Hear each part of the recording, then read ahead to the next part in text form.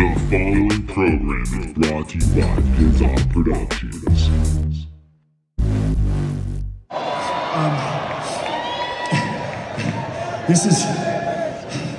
I'm so proud of everyone, and I should be mad, and mad for losing, but Moxley.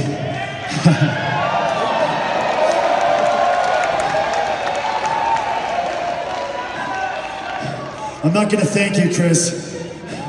I'm gonna thank you, Moxley, because tonight, this is kind of clever, right? Because we're in Vegas. You just raised the stakes.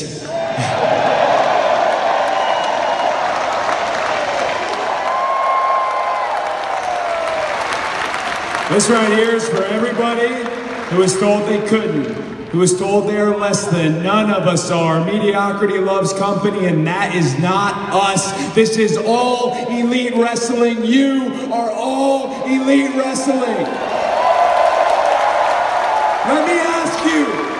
Let me ask you where we go next. Whether it be Chicago, Jacksonville, all around the world, will you follow us?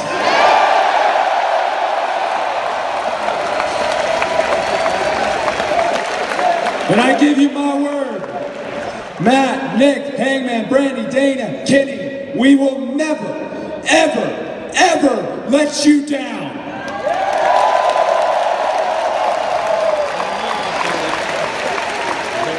But we gotta end this thing correctly.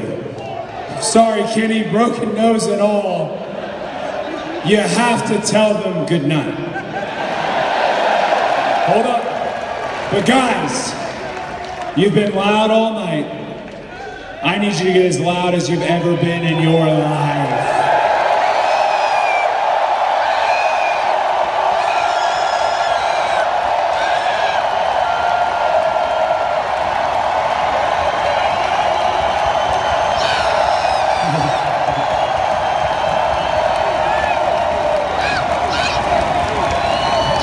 All of us here. We really put our pride on the line to try something new. All of us. All of us, not just us in AEW, but I'm sure everyone in the crowd. We put up with some form of ridicule every day, not feeling good enough, or not feeling like we've lived up to our potential or that we're on the right path. But today, I almost cried 3 or 4 times because I'm so proud of everyone. I'm so happy that each and every one of you are willing to take the chance to come on this very unique journey with us. And even though I should be seeking medical attention, I should.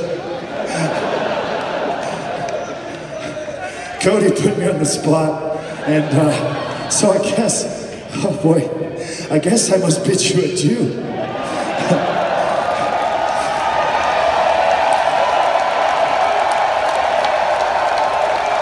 So everyone in Las Vegas, and heck, around the world now.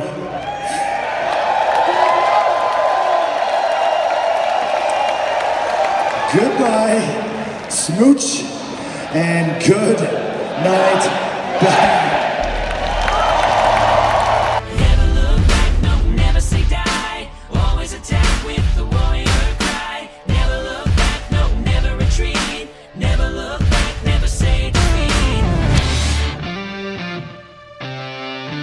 I think I've hit the record button 7 separate times, man.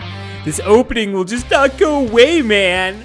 What's up, ladies and gentlemen? Welcome to an all-new episode of the Totally Necessary Wrestling Podcast. I'm your host, Kevin Porter.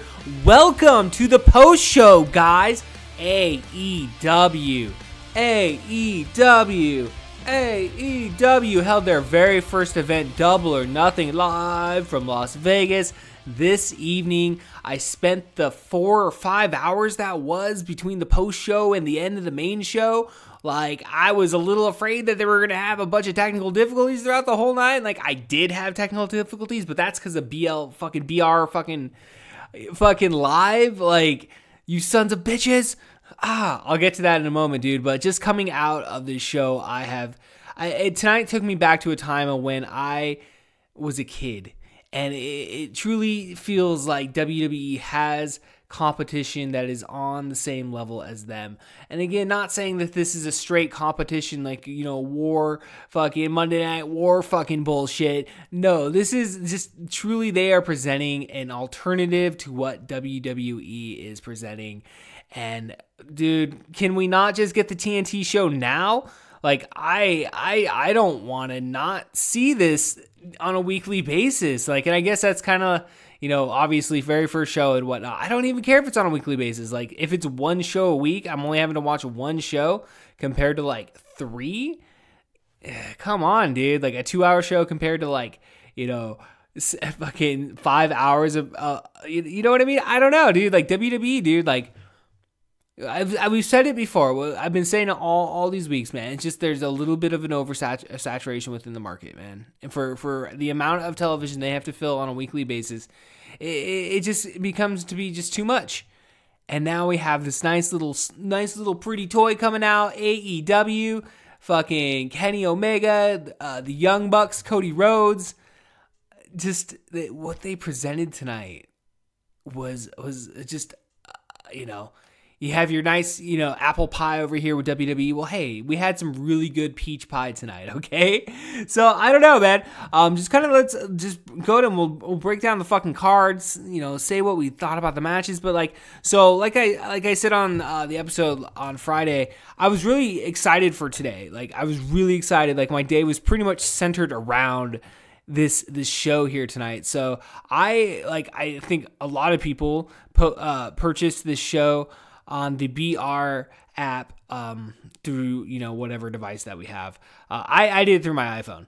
And so, I purchased it, $50. It's like, okay, I'm willing to, I'm a person that believes that if I support something, I will put my money towards it. I will always do that. Like bands, there's certain bands out there that I will still buy their CDs to this day. Anytime they put out a new CD, I am there. I will fucking buy it. I will spend the money to buy the physical copy, dude. And so here we are tonight. I watched the pre-show is supposed to be on the BR Live app, so I'm just gonna watch everything on there. And it said that the main show was already streaming. And I'm like, okay. So I click on that. It's just a bunch of fucking bars and tones screen, right? A bars and tones screen. And so I'm sitting there. I'm like, okay, well, it's like 4:02. I'm pretty sure the show should be on. And then I go back. No pre-show is advertised on the BR Live app. And so then I just go to YouTube and I find the pre-shows on the TNT YouTube page. So I'm like, okay, well, cool. I guess I'm just going to watch it there. So I watched that. And then by the time the main show was supposed to start, I switch over to the BR Live app and it's still the bars and tones screen. And then it's like your program will start shortly. And again, it's like we're like 5:03, 5:05. And like you see, like you start that, you click on the screen to load the video and you see a glimpse of what's happening in the ring, but then it goes to bars and tones. And it's like, what the fuck is going on? Like I can't watch the show. Well, I have, a website in my back pocket that I use time to time if I need to watch something live. And again, I try to put my money where where I support. And again, I did put my money, but at the same time, I was like, I'm not going to not watch this fucking show. So I'm able to find it and I'm able to get it on the screen. So I'm watching the very first match. Okay. So like I missed probably like the very opening of the show and the entrances. And then I saw the very first match there, this evening here. And so, SoCal Uncensored. And so from there, I had to like track down the number for the BR Live customer service. Their chat wasn't available. So I find it. And I'm like, okay, well, I have the show up, okay, albeit it's not through ultimately what I paid for, but I'm still watching it. But I'm going to call these motherfuckers and we're going to find out what the fuck's going on with their stupid app. Because it's like, I'm not getting this in HD. Like, I'm supposed to get this in fucking, like, the qualities of, it's questionable for the stream that I'm getting. And it kind of glitches, and it just wasn't very reliable. It was reliable for what I needed to be tonight. So I call, and I'm on hold with these guys for over an hour. We're experiencing very high call volume at this moment, And so I kept. So I finally talked to this lady. I swear, she's from fucking India or whatever. And I have to give her my email address like 3 or 4 different fucking times. I spell it out phonetically finally. give it to her. And, they find my account. And so, like, and I tell them what's happening. I'm like, hey, I'm on your app. I fucking, the bars and tone signal keeps coming up. I can't watch the show on your app right now, even though technically I'm watching the show. But I'm still like, you pay $50 fucking dollars. I should be able to fucking watch it through your fucking the live stream, right? And she's like, well, what do you want us to do? And I'm like, well, and I'm like, kind of like, well, what the fuck? Like, if you're not telling me anything about the problem, because there's nothing they can do to solve the problem. I should say that, like, right off. But, like, I'm just like, well, if I can't watch the pay-per-view through the app, then, I want a full refund. They're like, okay, we're going to review your case, da-da-da-da-da. They put me on hold for, like, 2 minutes. They come back. They're like, okay, well, you purchased this through iTunes, so you have to call Apple for a refund. And I'm like, are you fucking kidding me? And I'm telling them, I'm like, well, what the fuck am I supposed to tell them? Like, come on, dude. This is through your fucking app, dude. Like, they're paying you for what you know what I mean? Like, you're getting paid for this too, motherfuckers. But they tell me I have to call fucking, iTunes. So I'm still watching the show on the fucking app. At one point I did pause it and went back to the app just to see, because technically I was on 2 phones. And so I can't access the BR live on the phone I was on the phone with, because it's like no internet because you're on a phone line. So nonetheless, I go, I check, it's still not working. It's like, all right, well, I'll call because I'm like, in my mind, I'm like, all right, well, if it fucking starts working, like, all right, fuck it. Like, I get the show. We'll watch the show. It's not that big of a deal. You get what you pay for, I guess. All right, at least I get to watch it, the end of the rest of the show on the app. And it's still not working, so I'm like, fuck it. So I go back to the illegal stream. Well, I'm start watching it there. And I have to call iTunes. And luckily enough, iTunes was really fucking cool, dude. I called up the lady. She was from America. And it was, I explained the situation to her. And because I went on their website and they kept trying to get you to go through this stupid ass automation where you submit a request via online. And it's like you submit your case online. And so I'm like writing this out. I'm like telling them what happened. And I wrote the thing out so many fucking times that I just eventually copy and pasted it so I didn't have to write out my case anymore. I'm like, hey, the app fucked up. They won't give me a refund. They say I have to hit you up. And then it's just like you submit it and it's like an automatic denial. And it's just like some automated system, So it's just like, no, this totally warrants a full fucking refund. Like, this warrants like something. Like, if you're gonna, whatever, it warrants a fucking refund. And so I finally get through to their customer service, and the lady was just like, within 5 minutes, refunding me my $50, and I was like, this is nice. I felt good. So then I was like, finally felt like I could like sit down and watch and enjoy the show. And then, so like knowing that, I was like, all right, well, now I don't got to worry about not getting my money back. So iTunes, Apple, fucking, I know people talk shit about you all the time, but in this case here, your customer service was fucking great, 5 fucking stars. And then so right towards the end there, when the Young Bucks and Lucha Bros were about ready to start, the illegal stream kind of glitched on my phone and stopped. For a second, it wasn't working. Like, I couldn't get anything to pull back up, and I was like, fuck, so I was like, all right. And then I was like, well, because like right now we're going through our garden, we're just like pulling weeds, and like, so we've been working out there every night. So Jessica came out at one point, she's like, all right, it's time to go pull weeds. I'm like, come on, like, I need to watch this. Like, she's very nice and let me fucking sit there and watch it. But I was like, well, if it doesn't fucking work, I'll figure it out later, and I'll go pull fucking weeds for the time being, and I'll watch the last 2 matches later tonight. But I went to the BR Live app, and they finally got that shit fixed. So I was able to watch the last 2 matches on the actual live stream on the actual app in HD. Actually, yeah, last 2 matches, yeah. So it looked really good. It looked really good. I was a little worried they were going to go over time tonight. It kind of felt like they make it happen. Like, there was going to be a bunch of fuck ups. And again, like, I'm looking online now, and like, I'm not really seeing anything really being reported. So I don't know if I was just I got fucked over on my end. Like, I don't know. I haven't seen anybody bitching or complaining about the live stream yet. But then again, I don't have Twitter.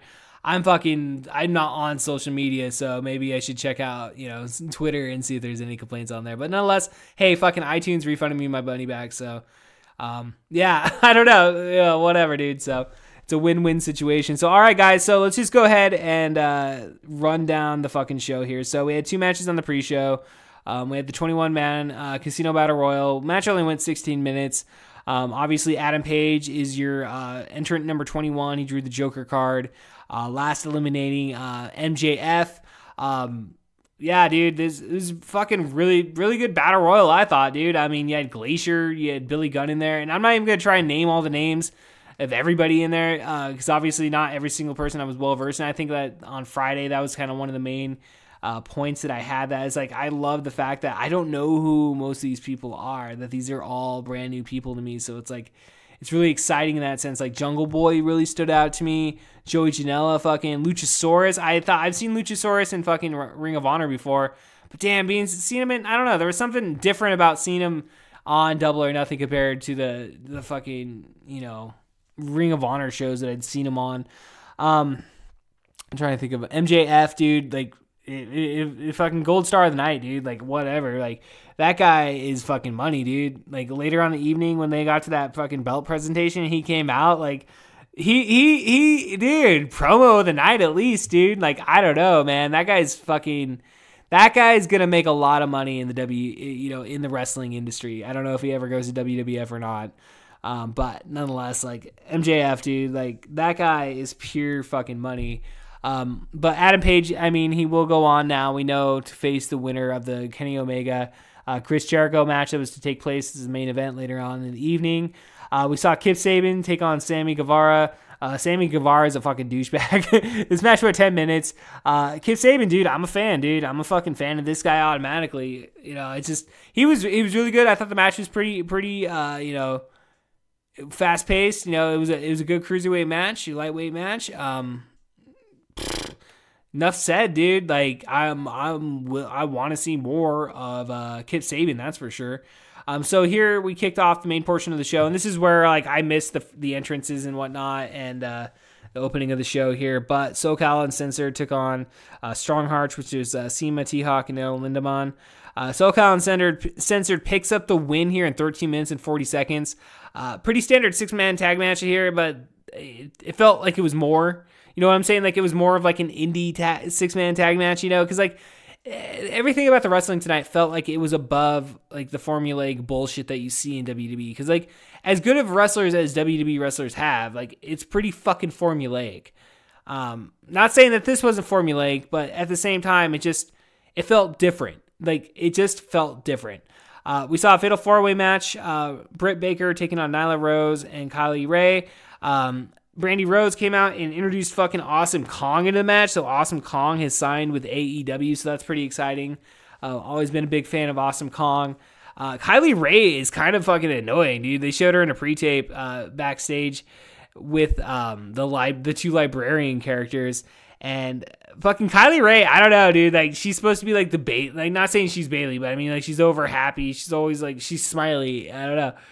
It's stupid. It's fucking stupid. I hate that shit, dude. The fact that she's just so super positive, it's like, nobody's ever like fucking that. Like, shut the fuck up. Like, I don't like her. I don't fucking like her. So yeah, Britt Baker picks the win here. It was kind of, I'm pretty sure we all kind of saw Britt Baker was going to win. I thought that the work rate was really well done between, all 4 women. Nyla Rose, dude, fuck, dude, that is a big lady, dude. It's cool. I can get behind Nyla Rose, dude. So I really enjoyed the whole Nyla Rose, Awesome Kong face off. The spirit, that took out both Awesome Kong and Nyla Rose was pretty fun. We saw best friends Chuck Taylor and Trent Beretta take on Angelico and Jack Evans. This match went 12 minutes 35 seconds. The undercard was pretty, for the most part, well done, I thought. A lot of these people we don't know, so these names are going to be built up in the next months and years. So ultimately, best friends did pick up the win here. Angelico, Jack Evans, dude, like, I want to see more. I'm just gonna say, keep saying that, dude. I mean, throughout the whole, all of the undercard tonight, I want to see more out of everyone. I do. This roster really does intrigue me. Work rate here, again, it was a tag match, but again, they fucking, a standard indie tag match, which indie tag matches are badass, dude. So, really fun match. In a 6-man women tag match here, we saw Hikaru Shirita, Ryo Abi, Ryo Mizunami take on Aja Kong, Yuka Sasaki, and Emil Sakura. So yeah, this was a really good match here. All 6 women hailing from Japan. Apparently, this is a match or women that are being brought in through Kenny Omega. This is his find, and I believe one of them on the Aja Kong team. I want to say it was Ami Sakura. Oh no, maybe it was on. No, I think it was on the other team. Actually, it was I don't know who it was. I'm trying to like see if I can get a picture up here. The name wise, maybe it was Ryo. I don't know, but I think they said that one of them was the one that wrestled Kenny Omega back like, so many years ago, because they said the girl was like 21 or something like now, or I was really young. I don't know. Yeah, but dude, it was a really fun match, dude. It was a really fun 6-woman tag match, and I'm stoked on their women's division. I'm stoked on their tag division. We saw at the end of the Best Friends and Helico Jack Evans match, some random unknown team, which I still haven't even gotten their fucking name. I haven't even got their name, and I don't even see it on the Wikipedia page here or anything. It was fucking good, dude. It was really fucking, like all these like masked wrestlers showed up, and they just like destroyed Best Friends and Angelico and Jack Evans, and they did this like human shrine type thing, or like like sitting, like whatever. Oh man, I'm so fucking high right now. I'm tired. It's almost 11 o'clock, dude. I've been up since. I'm tired, ladies and gentlemen.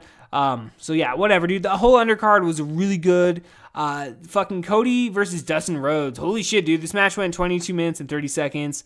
Bloody fucking mess, dude. Again, an alternative to WWE, dude. Dustin Rhodes bled like a stuck fucking pig, dude. This was like, I want to say stole the show. I don't know, dude. Like between this and the Young Bucks, I don't know. Those are my two favorite matches of the night, and I really enjoyed this match. I mean, we saw Brandy Rhodes get involved. She get taken out by T.N.W.P. Cody Rhodes ultimately gets the win here, and then like basically tells Dustin that, hey, you can't retire here. We have a match next month, or in August or whatever, in July or August, against the Young Bucks in Jacksonville, and I need a tag partner. So we're going to see Cody team up with Dustin to take on the Young Bucks at their event in Jacksonville here in a couple months. This was, dude, this was just it lived up to everything I thought it was going to be. It was a good fucking match, dude. It was great. And Dustin Rhodes, fucking A, dude. He could still go, dude. The dude's like almost fucking 50. He could still motherfucking go. The Young Bucks took on the Lucha Bros, Penel Zero, and Phoenix. Yeah, dude, Matt Jackson and the Young Bucks, dude. This was this built up really fucking nice, dude. This match went 22 minutes and 24 minutes and 55 seconds. Dude, all the near spots and this shit, dude. Again, it's just like super indie tag match, dude. I mean, those are the same matches that we're seeing on, the indie level for how many years, dude? And they're just so good. Like, these guys do these matches so fucking well. Fuck, dude, it's just a spot fest, dude. And Jim Ross calling this pay-per-view tonight was amazing, dude. Like, it took me back, dude. And I think the whole announce team, Alex Marquez, I was gonna say El Generico, I can't even fucking, Excalibur, I'm sorry, dude. I'm so, like, wasted right now, dude. My head is just so fucking wasted. I'm tired. Excalibur, dude. I thought they did a really good job, commentating on the show tonight. And it was like they were just like, they brought up, they were talking about the referees' names, describing during the main event once we got to the Chris Jericho Kenny Omega match, like why they were fighting on the outside because the ref is allowing it. It's just like it wasn't WWF, dude. It wasn't WWE, dude. It was a different change of fucking pace. So I just really fucking enjoyed it, dude. Like, on so many different levels, dude. I fucking enjoyed the shit out of tonight. Chris Jericho took on Kenny Omega, and this was a singles match for the winner facing Adam Page for the AE. Oh, yeah, and they also had the, I'm sorry, dude. They had the unveiling also of the AEW World Championship earlier, and they fucking got Bret Hart. Fucking Bret Hart came out and fucking unveiled it, but that involved Adam Page coming out, then MJF and Jimmy Havoc and Jungle Boy, and they all beat the fuck out of MJF. But MJF's fucking promo during that spot, dude, was just fucking, Whoo! Oh my gosh, dude. Promo of the fucking night. Apparently, I did read something about Bret Hart falling off the stage when he was walking back, so hopefully Bret Hart is okay. You know, I damn, dude. Fucking MJF fucking talking about, like, oh, Bret Hart, watch out, there's a fan running in. And it was like, oh my gosh, dude, that guy is fucking so money, dude. Chris Jericho took on Kenny Omega. This match went 27 minutes. I thought it was a good match. Like, it was a good match. I don't know if it was as good as their match, on January at the Tokyo Dome here a couple years ago. I thought it was a really good match though. Chris Jericho fucking whole body was like red as fuck, dude. Throughout the whole fucking, like, they fought a very well contested match. So ultimately, Chris Jericho unveils his new finisher, the Judas Effect, and he nails Kenny Omega after getting the code breaker in, and pins him 1, 2, 3. And now, obviously we have to see the rubber match between the two of them here in the next, obviously at some point down the road, the definitive trilogy. But nonetheless, Chris Jericho will face Adam Page at a later date to determine the AEW World Championship, which is kind of cool because Chris Jericho is challenging Okada for the IWGP World Championship at Dominion here in I think like next weekend. Actually, I think it may be next weekend. But yeah, so Chris Jericho gets on the mic, talks a bunch of shit, and it's just like, damn, dude, this is AEW, dude. Talks about how basically everything is all because of him. That's why they're on TNT. That's why they have the billionaire backing. Really good promo, I thought. And then all of a sudden we see coming through the crowd Jon Moxley making his debut in AEW. Wow, this is the Lex Luger moment, right? This is the Lex Luger moment of fucking the former Dean Ambrose, fucking Moxley showing up in Las Vegas, which he lives in Las Vegas. So we kind of like knew that it was possible that, yeah, he could show up tonight. Personally, I didn't think he would.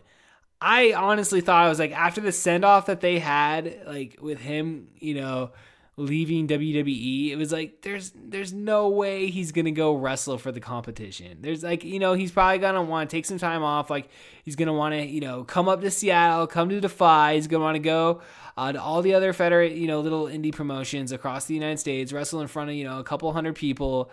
You know what I mean? Like, get that indie experience and, like, just rejuvenate his, like, love for professional wrestling.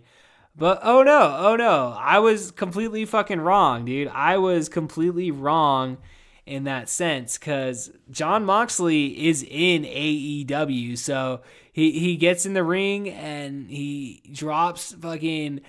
You could tell he's already doing shit different, dude. Like the way he was moving, dude. Like he was a little bit more crazier than when he was in WWE. So I think he's gonna let the shit they're gonna let the fucking shit fly. Like Jimmy Havoc's in AEW, dude. I mean, a Moxley versus Havoc match. Like, come on, dude. Moxley. I mean, and immediately, so he drops Jericho, and then it's him and Kenny Omega, and that's the match now, dude. Moxley versus Omega, dude. Like. Drops him with the DDT on top of the poker chips that they had on the set, and then drops him, through a fucking part of the stage, and it's like that's how they went off the air. It was the debut of Jon Moxley, dude. Again, taking it to a whole different fucking level, dude. They took tonight to a whole different level. I was just thoroughly impressed throughout the whole evening, dude. The production value is on par with WWE. The announcing was fucking great. Fucking Jim Ross doing what he does fucking best, and I'm so happy for him that he is able to come and be the voice of AEW. Fuck, man. Just again, the undercard. These people I've not ever had the chance to see. Sunny Days. That dude looked fucking crazy as shit, dude. Like, I want to see more Sunny Days, dude. Like. Oh man, it's just like these are the times that I love professional wrestling. Like these are the moments that I fucking love, and we haven't had true competition for WWE in almost 20 years, man. I remember that day, that final Nitro. I remember that very distinctly, and here I sit, almost 20 years since I, sat in my mom's living room watching that. It's like a fucking 16-year-old kid, almost, 34 years old almost. And it's just, what the fuck, man? Like, it's just, I hope a fire has been lit under WWE's ass just as much. I think that's what ultimately I'm excited for, is that they're going to push it. They're going to push WWE. They need to be better. They know they need to be better. They're going to be better. And it's just, it's the best of times to be a fan of professional wrestling at this time, guys. And I'm just going to leave you on that note, okay? Coming up here in the next couple of weeks, we are going to, in concerns to professional wrestling, so we know WWE NXT TakeOver is taking place next Saturday, June the 1st. Well, it so happens that Ring of Honor is making its debut in the Pacific Northwest next Saturday as well, and I have tickets to go to that. So I will be in Kent, Washington, watching the Briscoe brothers, and watching Jeff Cobb, and watching all of Ring of Honor's, what Ring of Honor has to offer in their very first show in the Pacific Northwest. So it's a very historic evening. It's going to be a historic evening that night. I went to the very first house show in TNA, for TNA in the Pacific Northwest, and now I get to go to the very first house show for fucking Ring of Honor, dude. So nonetheless, I haven't quite figured out what we're gonna do. I'm probably going to watch TakeOver the next day, because I am going to be driving home that night. So I'll probably come home and put it on, and I should have a review up for that. Most likely that's Sunday, I'm guessing, at some point. So gonna be a little delayed there. And then that following week, I'm pretty sure that Friday it's the Super WWF Super Show, WWE Super Showdown, and I'm actually gonna be at one of my best friends, Sean Holmes, shout out, is getting married that weekend. So I will actually be at a rehearsal that day while that show is going on. So unfortunately, I don't know when the fuck I'm going to be able to watch that show. So we may not even do a fucking post show for the Saudi Arabia show. We may just end up talking about it that following week. So, nonetheless, I mean, we'll figure this shit out, dude. I'm not really too worried about it. So nonetheless, ladies and gentlemen, fucking A, dude, guys, I'm so happy that we're here. I'm so happy, for you people listening. I'm just so happy for AEW, dude. I'm happy for Cody Rhodes. I'm happy for Kenny Omega. I'm happy for the fucking Young Bucks, dude. Amazing times to fucking be alive, ladies and gentlemen. All right, guys, I'm Kevin Porter. We will see you next week. If you give a scream with me. Father's like this Everest. With the creatures like Everest, I've been opening up the door.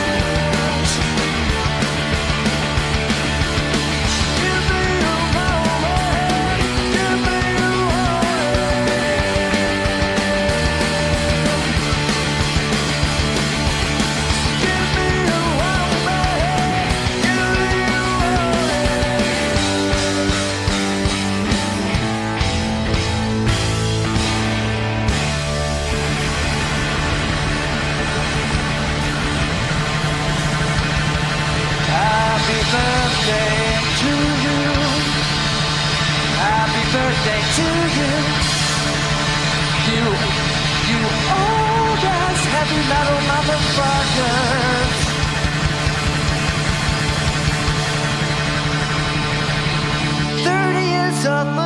America.